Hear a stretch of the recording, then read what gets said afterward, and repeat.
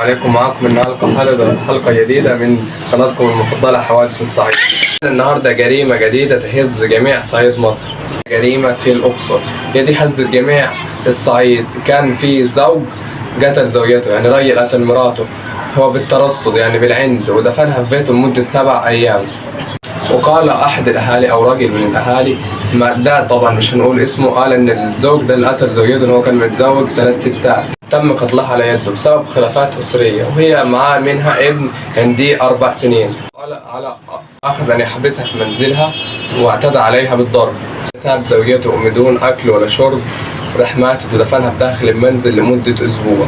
أحد الأهالي إن بعد ما الزوج عمل حكايته الشيطانية أو تم قتل زوجته على يده، بلغ أهلها راح بلغ أهلها وقال لهم إن بنتهم سوف تم تغييبها، وإن هي هربت من المنزل والكلام ده كله ما جتش تاني. وراح مع شقيق المقتولة أو أخو الزوجة يعملوا بلاغ في قسم طيبة.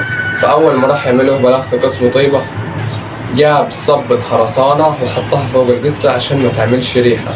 بعد الجريمة بتاعته كان هو لمدة أسبوع تحت الأرض. التحريات إنه هذا القاتل، وكمان اعترف على مكان الجريمة واعترف بكل شيء، وهذا القاتل كان مسيره الإعدام.